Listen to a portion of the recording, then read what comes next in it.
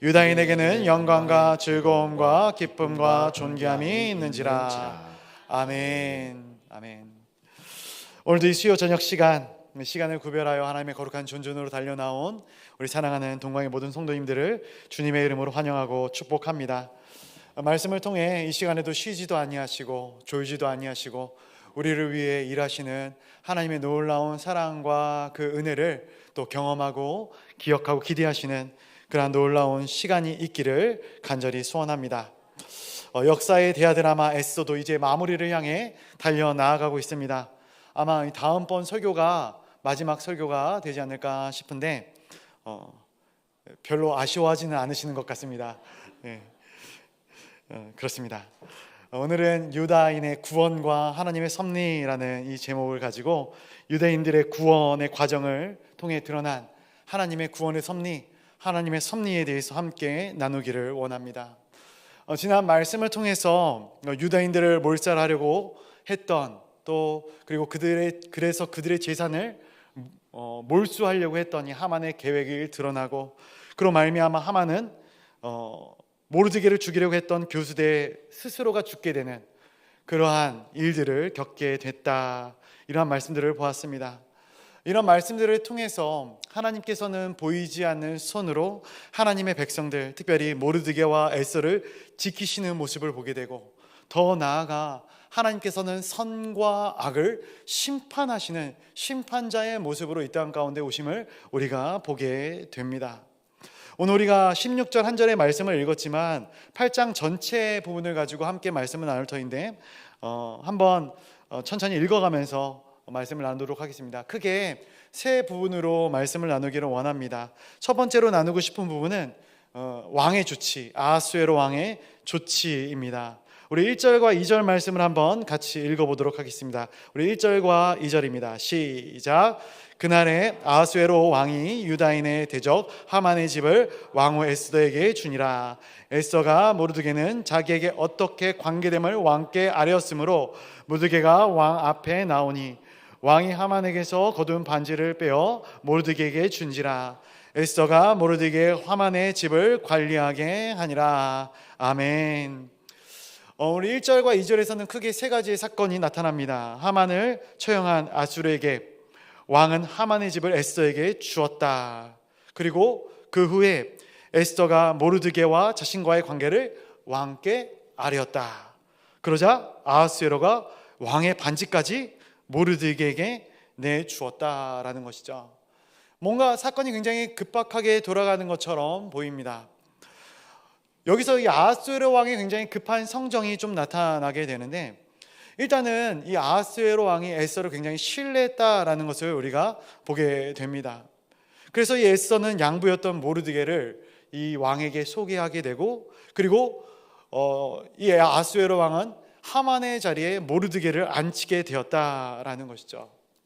물론 이 과정 가운데 이 아하수에로 왕의 입장에서 이 하만의 자리, 이 총리의 자리를 오랫동안 비워놓을 수 없었기 때문에 바로 이 모르드게를 바로 하만의 자리에 신속하게 위임했던 것으로 보입니다.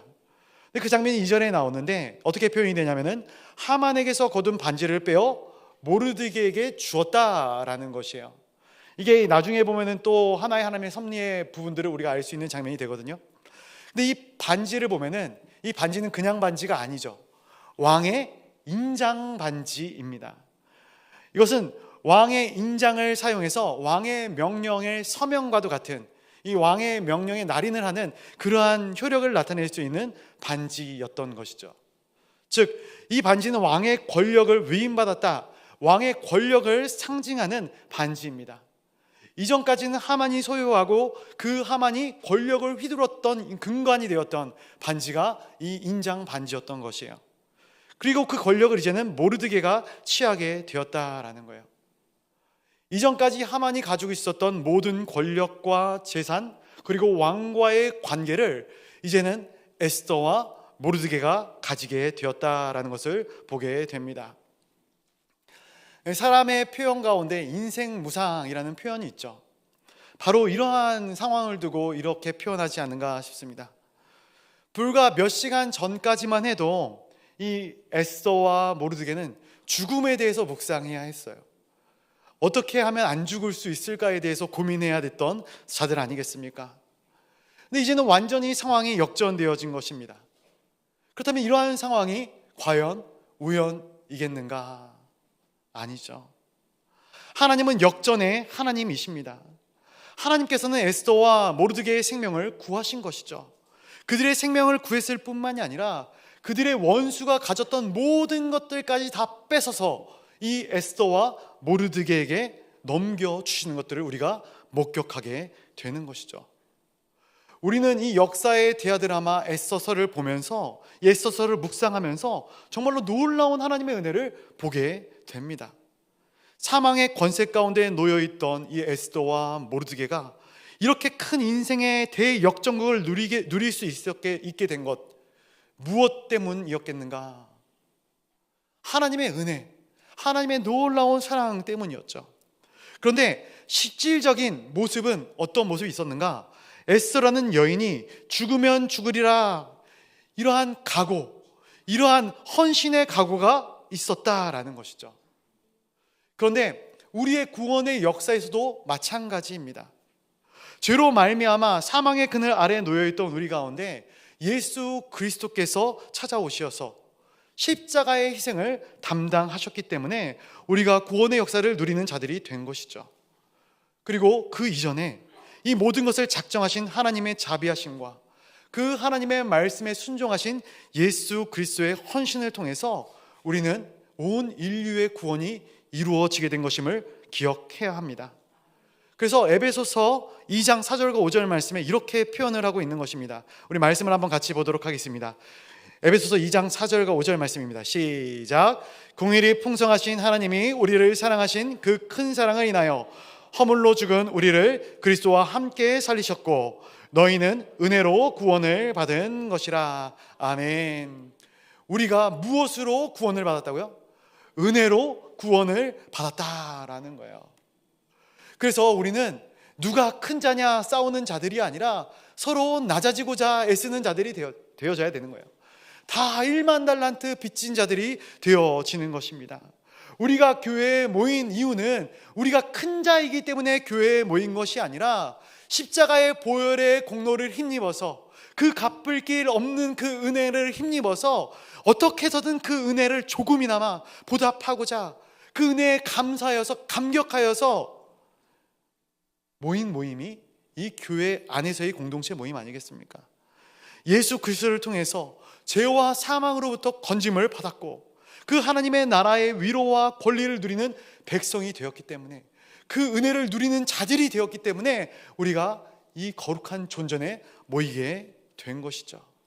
값없이 받은 은혜를 값없이 누리는 그 은혜를 값없이 나누는 자들, 그것이 바로 우리들이다라는 것입니다. 두 번째로 나누고 싶은 부분은 에스더의 간구입니다. 우리 3절과 4절의 말씀도 한번 같이 읽어보도록 하겠습니다. 우리 3절과 4절의 말씀입니다. 시작. 에스더가 다시 왕 앞에서 말씀하며 왕의 발 아래 엎드려 아각 사람 하만이 유다인을 해하려 한 악한 꾀를 제거하기를 울며 구하니 왕이 에스더를 향하여 금규를 내미는지라. 에스더가 일어나 왕 앞에 서서. 아멘. 에스더가 다시 왕 앞에서 울며 구했다, 이렇게 이야기를 합니다. 하만이 이미 죽었어요. 하만이 이미 죽었습니다. 그럼에도 불구하고 이 에스더가 다시 왕 앞에서 간구하고 있는 모습이 그려지는 거예요. 왜 그러한가? 이미 하만은 죽었지만 아직 칙령의 효력이 남아있기 때문이죠. 우리가 기억하는 것처럼 하만의 칙령의 내용이 무엇입니까? 모든 유대인들을 죽이고 그들의 재산을 탈취하라라는 내용이에요. 그리고 이것에 대한 조서가 이미 온 지역으로 다 퍼져나가 있는 상태예요. 그리고 이 조서의 이 효력이 언제 퍼져나갑니까? 언제 시행이 됩니까? 12월 13일에 시행이 되어지게 되는 거예요. 중요한 것은 이 일에 대해서는 왕도 번복할 수가 없다라는 것이었어요.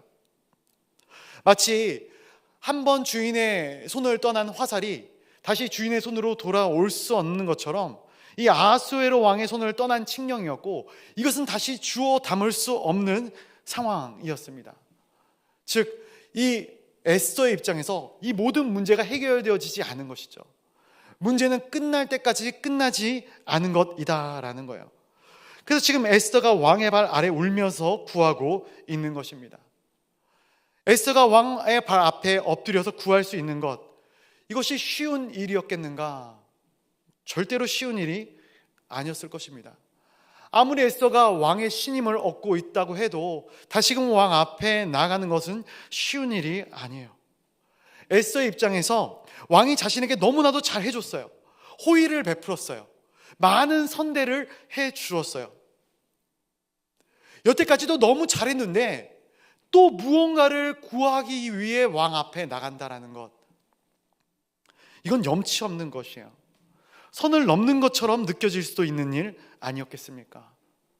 더군다나 우리가 아는 것처럼 왕 앞에 나가는 것은 목숨을 걸어야 하는 일이었습니다. 왕이 귀를 내밀지 않았더라면 죽을 수도 있는 일이고, 내 자신이 죽는다면 모르드게는 물론이거니와 유다의 백성까지도 목숨을 장담할 수 없는 일이었습니다. 그렇기 때문에 신중하고 또 신중해야 하는 것이 에스더의 입장이었어요. 그럼에도 불구하고 에스더가 왕 앞에 나갈 수밖에 없었던 이유는 자신의 목숨이 구해졌다고 아니할 수는 없었기 때문이었습니다. 요즘 사람들을 한번 생각을 해봅니다. 요즘 사람들은 얼마나 이기적인가? 요즘 사람들에게 팽배해져 있는 생각 중에 하나가 무엇인가? 나만 아니면 돼. 별로 이렇게 생각을 안 하시나 보네요, 다들. 일단 내가 살았으면 된다라는 것이죠. 더 이상도 더 이하도 필요 없다라는 거예요. 이러한 인지가 있는 것은 무엇이냐면은 사람을 사랑으로 대하는 것이 아니라 기능으로 대하기 때문에 이러한 현상이 일어나는 것이죠. 사람을 나눕니다. 내게 필요한 사람과 내게 필요하지 않는 사람, 내게 유익이 되는 사람과 내게 유익이 되지 않는 사람, 그러한 사람이 나눠지는 거예요. 그런데 사역 가운데도 그래요. 이 사역은 내게 도움이 되겠다, 이 사역은 내게 도움이 되지 않겠다. 하나님이 기뻐하고 말고가 중요한 게 아니라 내가 중심이 되어지는 것이에요. 우리가 하나님께 올려드리는 기도를 한번 생각해 보시기를 바랍니다. 무엇을 놓고 기도하는가? 기도의 중심이 내게 있는가? 아니면 하나님께 있는가? 우리의 기도는 어디를 향하고 있습니까? 내 유익과 내 마음을 향하고 있는가? 아니면 아버지의 나라와 아버지의 뜻을 향하고 있는가? 오늘 에스더는 다시 한번 죽음을 각오하고 왕 앞에 서게 됩니다. 나는 이미 살았어요. 다시금 왕 앞에 서지 않아도 돼요. 다시금 목숨을 걸지 않아도 되는 상황입니다. 그럼에도 불구하고 에스더가 왕 앞에 서는 것은 하나님의 백성을 위하였기 때문입니다. 그때 왕이 다시 한번 금규를 에스더에게 내미는 것입니다. 에스더의 목숨을 살리는 것이죠. 그리고 그때 에스더가 왕 앞에 간구합니다. 우리 5절과 6절의 말씀도 한번 같이 읽어보도록 하겠습니다. 5절과 6절입니다. 시작. 이르되 왕이 만일 즐거워하시며 내가 왕의 목전에 은혜를 입었고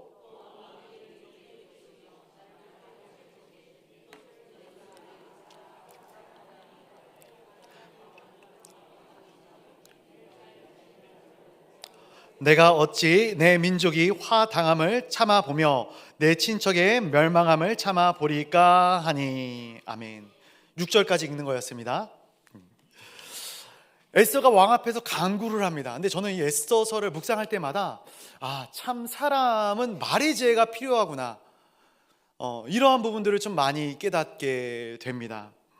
여기서 에스더는 자기가 원하는 것을 단번에 이야기하지 않아요. 세 가지 단계로 나누어서 왕에게 요청을 하고 있는 것을 우리가 보게 되는데요. 첫 번째는 무엇을 요구하냐면 왕이 만일 즐거워하시며 내가 왕의 목전에 은혜를 입을 수 있다면. 두 번째로는 만일 유대인을 구해주는 일이 옳다면, 왕이 옳다면. 세 번째로는 만일 왕이 그 일을 옳게 여긴다면. 이 세 가지로 왕에게 나눠서 간청을 하고 있는 거예요. 결론은 하만이 내린 그 칙령을 취소해달라는 것이었죠. 저는 굉장히 T입니다. T가 뭔지 아시죠? 티셔츠의 T가 아니라요, MBTI의 T입니다. 굉장히 직설적이고 단도직입적인 걸 좋아해요. 뺑글뺑글 돌려서 이야기하는 것을 싫어합니다. 결론부터 이야기하는 것을 굉장히 좋아해요. 그러다 보니까 단점이 있어요. 상대방의 마음을 살피지 못하는 단점이 있어요. 제가 사역을 하면서 굉장히 만들어지는 그러한 부분이 있어서 하나님의 은혜로 진짜로 만들어진 F라고 이렇게 좀 얘기를 하고 다니는데, 가끔가다 저희 사모와 대화를 할 때 보면 참 많이 혼납니다. 마음을 만져주지 못하기 때문에, 직설적으로 얘기하기 때문에 참 원하는 답이 아니라 제가 하고 싶은 얘기를 해서 많이 혼나게 되는데, 여기서 보면은 왕의 마음을 모르면서 이 부분에 대해서 굉장히 가볍게 생각해서 에스더가 이야기를 했다면 이 왕은 굉장히 큰 상처를 받지 않았을까 생각을 해봐요. 특별히 저 같은 사람은 이 말씀을 묵상하면서 그냥 단도직입적으로 이렇게 이야기를 하면 되지 뭐 저렇게까지 돌려 이야기하나 라고 생각할 수도 있을 것 같아요. 그런데 아하수에로 왕의 입장을 한번 생각을 해본다면 굉장히 자존심 상할 수 있는 일이 이 일이 아닐까 생각해요. 왜냐하면 자신의 실수를 인정해야 되는 일이거든요. 그리고 아하수에로 왕은 지금 현재 자신의 입지가 그렇게 넓지 않아요. 그러한 상황 속에서 자신이 내린 칙령을 번복한다는 것은 결단코 쉬운 일은 아닐 거예요.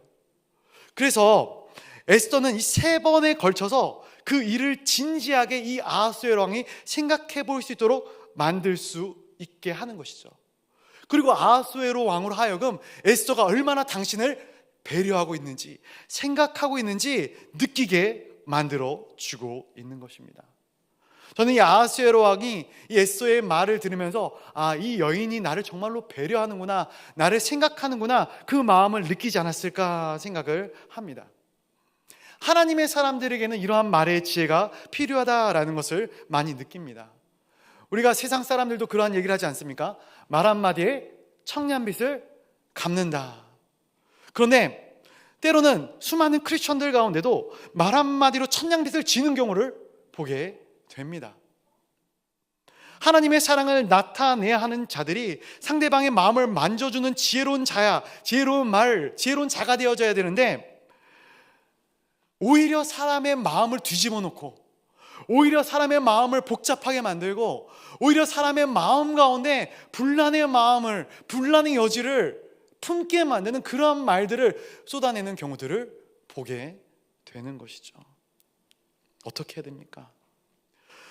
혹시라도 우리 가운데 이러한 지혜가 부족하다면 우리는 순간순간 하나님께 간구해야 하는 것이죠. 저는 그래서 1000마디의 말보다 한 번의 침묵이 더 낫다 생각을 합니다. 장례식장에 조문을 가서 주저리 이야기하는 것보다 차라리 말을 하지 않는 게 더 나아요. 침묵하고 그냥 표정으로, 애통한 표정으로 인사를 하는 게 더 낫습니다. 어떻게 돌아가셨어요? 왜 돌아가셨어요? 이렇게 이야기하는 것보다 그냥 표정으로 위로하는 게 더 큰 위로가 되는 것이죠. 우리는 순간순간 하나님께 지혜를 구해야 하는 것입니다. 특별히 하나님, 우리의 입술에 지혜를 더하여 주시옵소서. 저는 이 에스더의 말 가운데서 하나님의 지혜를 발견하게 됩니다. 그리고 하나님께서는 이 에스더를 통해서 하나님께서는 이 에스더를 통해서 일하시는 것을 보게 되는 것이죠. 결국 어떻게 섭리하시는가, 우리 8절 말씀 한 번 더 같이 읽어보도록 하겠습니다. 8절입니다. 같이 보겠습니다. 시작. 너희는 왕의 명의로 유다인에게 조서를 뜻대로 쓰고 왕의 반지로 인을 칠지어다. 왕의 이름을 쓰고 왕의 반지로 인친 조서는 누구든지 철회할 수 없음이니라 하니라. 아멘. 2절에서 모르드게에게 건네준 그 반지, 그리고 하만에게 그랬던 것처럼 이제는 모르드게가 조서를 작성해서 스스로 보호할 것을 아하수에로가 허락하고 있는 것이죠. 저는 이 장면을 보면서 정말로 큰 소름이 끼쳤어요. 정말로 악인이 썼던 이 악인의 꾀를 그대로 악인이 당하고 있는 거예요. 악인이 자신의 방법으로 선한 자들을 넘어뜨리고 무너뜨리려고 했었는데, 이제는 그 방법으로 자신의 올무에 걸려서 자신들이 넘어지고 있는 모습을 보게 되는 것이죠. 사망의 권세는 이미 선포되었습니다. 아무도 그것을 막을 수 없을 것 같았어요. 그러나 하나님께서는 그 중에 길을 내시는 거예요. 그 중에서도 하나님은 막을 길을 내시는 하나님이시다라는 것을 모든 자들에게 보게 하시는 것이죠. 일이 어떻게 진행이 되는가? 우리 9절부터 10절까지의 말씀 또 같이 읽어보도록 하겠습니다. 9절부터 10절까지 한번 같이 보겠습니다. 시작.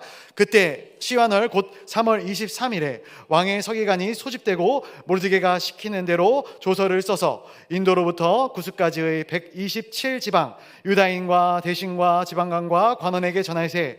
각 지방의 문자와 각 민족의 언어와 유다인의 문자와 언어로 쓰되 아하스웨로의 왕의 명의로 쓰고 왕의 반지로 인을 치고 그 조서를 역졸들에게 붙여 전하게 하니 그들은 왕궁에서 길러서 왕의 일에 쓰는 준말을 타는 자들이라. 아멘. 역전의 칙령이 아하스웨로 왕의 이름으로 모르드게가 가지고 있던 인장을 찍어 전국으로 왕의 준말을 통해 빠르게 전파되었다라고 기록되고 있는 것입니다. 8절부터 이어지는 이 말씀 가운데 하나님께서는 얼마나 급하게 하나님의 일들을 이루어 나가시는지를 우리가 보게 되는 것이죠.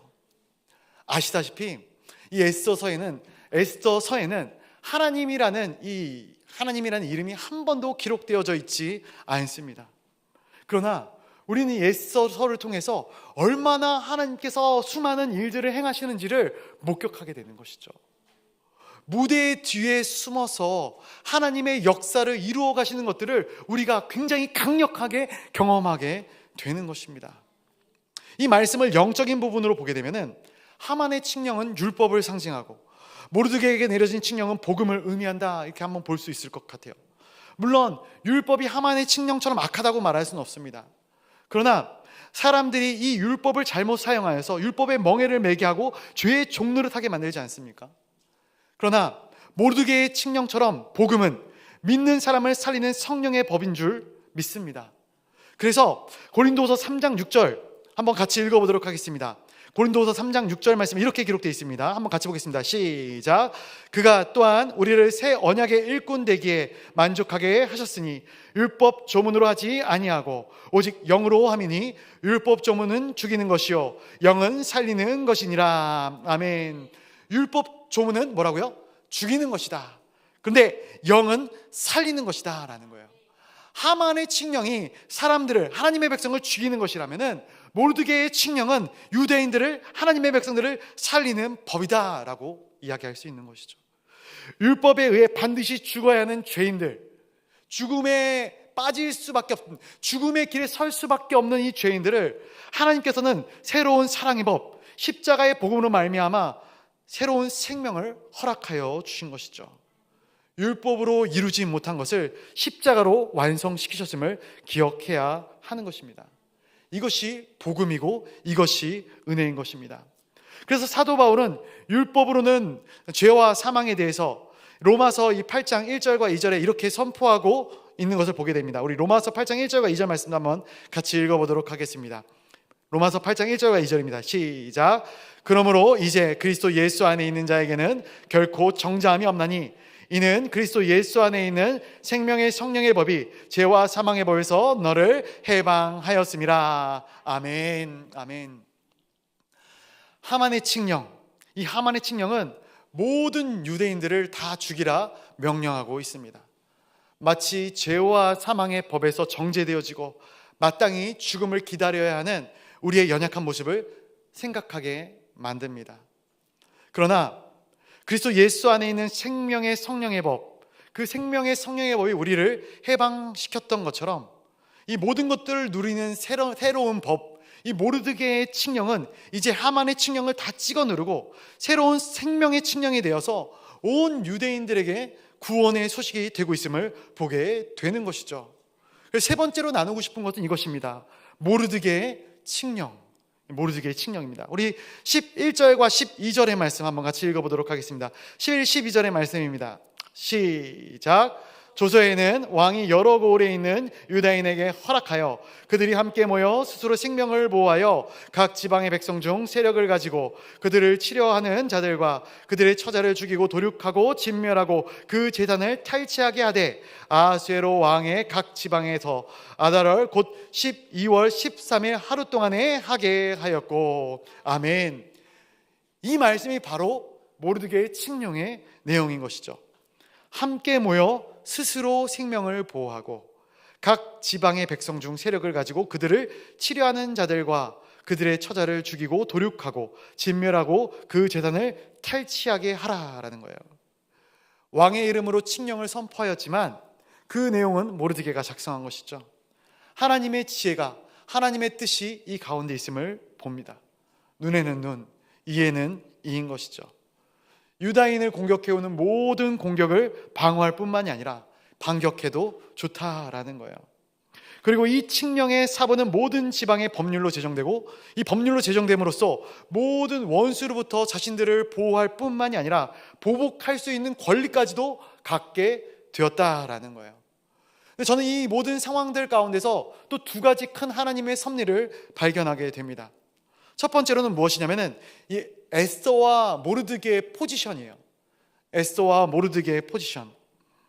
왕의 칙령이 반포된다 해도 언제든지 또 다른 하만과도 같은 사람이 나타나서 언제든지 유대인들을 멸절할 수 있는 그러한 세력들이 생겨날 수 있는 것 아니겠습니까? 그러나 염려할 필요가 없어요. 왜 그런가? 에스더와 모르드게가 왕의 신임을 받고 있기 때문인 것이죠. 이건 역시 하나님의 보이지 않는 섭리인 것이죠. 하나님께서는 하나님의 구원을 이루시는 날까지 하나님의 백성을 보호하시는 분이심을 우리가 믿습니다. 이 시대를 적용해 보자면은 이 시대는 어떤 시대입니까? 이 시대는 악한 시대예요. 공중의 권세 잡은 자가 쉬지 않고 삼킬 자를 찾는 시대라고 합니다. 그러나 이 시대 가운데 우리가 두려워하거나 떨거나 겁먹지 않을 수 있는 이유가 무엇입니까? 보혜사 성령 하나님께서 우리를 날마다 지키시고 보호하여 주시기 때문에 그런 것이죠. 쉬지 않고 사역하시기 때문에 그렇습니다. 왕 되신 하나님께서 우리를 위해 날마다 기도하시고 계신데 우리가 두려워할 일이 무엇이 있겠습니까? 두려워할 필요가 전혀 없는 것이죠. 두 번째로는 기가 막힌 하나님의 타이밍을 우리가 보게 되는 것이죠. 하만의 칙령이 언제 발표되었습니까? 첫 달 13일에 발표되었어요. 그리고 이 칙령의 효력은 언제 발휘가 되냐면은 12번째 달 13일에 발휘가 되는 거예요. 그런데 모르드게의 칙령은 그 후에 언제 발표가 되었냐면은 70일 후, 2달하고 10일 후니까 세 번째 달 23일에 발표가 되는 것이죠. 하만의 칙령 이후에 만약에 이 모르드게의 칙령이 너무나도 늦게 발표가 되었다면은 아마도 이 넓은 이 바사 대제국의 곳곳에 이 칙령이 전파되어지지 못했을 거예요. 그렇다면은 피해를 입은 유대 민족들도 있지 않았을까? 그러나 하나님께서는 그렇게 만들지 않으십니다. 첫 번째 달 13일부터 12번째 달 13일까지 굉장히 긴 기간을 두시지만 첫 번째 달 13일부터 세 번째 달 23일까지도 굉장히 짧은 시간을 두심으로 말미암아 하나님께서는 충분히 조치할 수 있는 시간들을 마련해 놓았다라는 것이에요. 유대인의 죽을 날이 이제는 유대인의 살 날이 되었습니다. 전에는 적들에 의해서 자신들과 가족들이 가족들뿐만이 아니라 재산들까지도 다 빼앗기게 될 날들을 기다리고 있었는데 이제는 자신들의 위협을 가하는 자들로부터 방어를 할 수 있게 되었고 보복까지 할 수 있게 되는 이러한 권리가 주어지는 날들이 되어진 것이죠. 악한 세력으로부터 무기력하게 당하는 자들이 아니라 이제는 아버지와 성령의 이름으로 악한 권세를 쫓아낼 수 있는 능력을 얻게 되었다라는 거예요. 우리도 이 능력을 힘입은 자들 아니겠습니까? 저는 사도 바울 선생님을 참 좋아하거든요. 이 사도 바울 선생님이 그래서 이 악한 세력을 향해서 이러한 고백을 합니다. 고린도전서 15장 55절부터 57절까지 한번 같이 읽어보도록 하겠습니다. 고린도서 15장 55절부터 57절까지의 말씀 한번 같이 보겠습니다. 시작. 사망아 너희 승리가 어디 있느냐? 사망아 내가 쏘는 것이 어디 있느냐? 사망이 쏘는 것은 죄요 죄의 권능은 율법이라. 우리 주 예수 그리스도로 말미암아 우리에게 승리를 주시는 하나님께 감사하노니. 아멘. 사망아 너희 승리가 어디 있느냐? 너희가 쏘는 것이 어디 있느냐?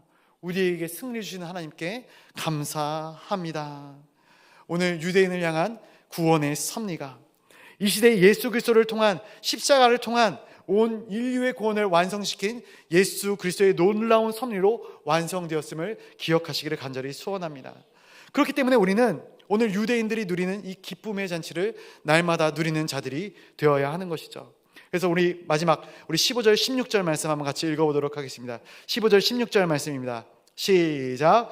모르드게가 푸르고 흰 조복을 입고 큰 금관을 쓰고 자색 가는 배 겉옷을 입고 왕 앞에서 나오니 수산성이 즐거이 부르며 기뻐하고 유다인에게는 영광과 즐거움과 기쁨과 존귀함이 있는지라. 아멘. 이 즐거움은 생명으로부터 오는 즐거움이죠. 하만의 칙령으로부터 모르드게의 칙령이 나오기까지 70일이 걸렸다 말씀드렸어요. 하나님께서는 그들의 절망을 희망으로 바꾸셨습니다. 그들의 죽음을 생명으로 바꾸셨습니다. 그러기에 이제 그들은 그들의 모든 아픔과 애통함을 영광과 즐거움과 기쁨과 존귀함으로 즐겁게 승화시키고 있는 모습들을 우리가 보게 되는 것이죠. 이것이 단순히 그들에게만 나타나야 하는 즐거움인가? 우리 사랑하는 성도 여러분, 이 즐거움을 누리고 계십니까? 진짜로요? 우리 가운데 그리스도가 들어오게 되면은 우리도 동일한 은혜를 누리게 되는 줄로 믿습니다. 근데 그럼에도 불구하고 혹시라도 우리 안에 마음 가운데 즐거움과 기쁨을 잃어버린 성도님들이 계시다면 다시 한번 우리의 신앙을 점검해 볼 필요가 있지 않을까 기도해 보시기를 바랍니다. 하나님, 내 안에 계신 예수 그리스도, 그 예수 그리스도를 다시 한번 강하게 회복시켜 주시옵소서. 그리스도로 말미암아 영광과 즐거움과 기쁨과 존귀함을 충만케 회복시켜 주시옵소서. 말씀을 맺고자 합니다. 에스더서의 말씀에서처럼 우리 눈에 하나님은 보이지 않으시죠. 하나님이 보이지 않으시는 것 같지만 그러나 우리는 압니다. 하나님은 언제나 어디서나 우리와 늘 함께 하시는 하나님이십니다. 제가 어렸을 때 부모님이 장난삼아서 저를 띄워놓으셔요. 띄워놓으면은 제가 T라고 그러지 않았습니까? 저는 아랑곳하지 않습니다. 담대히 앞을 보며 걸어갑니다. 부모님이 저를 잃어버린 적이 종종 있으셔요. 근데 저는 앞을 향해 가면서도 참 무슨 깡따구인지 모르겠는데 그 마음이 항상 제 마음 가운데 있었어요. 부모님이 헛웃음을 치실지 모르겠지만 부모님이 저를 찾으실 것이다. 그리고 저를 놓지 않으실 것이다. 저를 지켜보는지 않은지 모르겠지만 내 부모님이기 때문에, 내 어머니와 내 아버지이기 때문에 내가 어디 있든지 나를 찾아낼 것이다 라는 확고한 믿음이 있었어요. 그렇기 때문에 제가 미아가 되지 않고 여기까지 왔나 봅니다. 그 믿음이 없었다면 부모님을 찾아다녔겠죠. 울고 불고 그랬겠죠. 제가 뭐 따로 그런 말씀을 드리지 않았지만 저는 늘 그런 믿음이 있었어요. 왜 염려하십니까? 왜 두려워하십니까? 우리가 인생을 살아가면서 무엇을 그렇게 걱정하십니까? 모든 상황 속에서 우리의 부모님 되신 하나님은 우리를 가장 아름답고 선한 길로 인도하시는 분 아니시겠습니까? 그 하나님을 우리가 신뢰하시기를 간절히 소원합니다. 오늘 유다인에게 영광과 즐거움과 기쁨과 존귀함이 있었다. 아까도 말씀드렸지만 저는 이 모습이 이 시대 크리스천들이 매일의 삶 가운데 누려야 할 모습이 아닌가 생각을 합니다. 제가, 여러분들이 매일 누려야 할 모습들이 아닌가. 절대로 놓치지 마십시오. 그가 나타나 도우심으로 말미암아 우리가 여전히 찬송하리로다. 그 은혜를 누리시는 저와 우리 모든 성도님들이 되시기를 주님의 이름으로 간절히 축복하고 축원드립니다.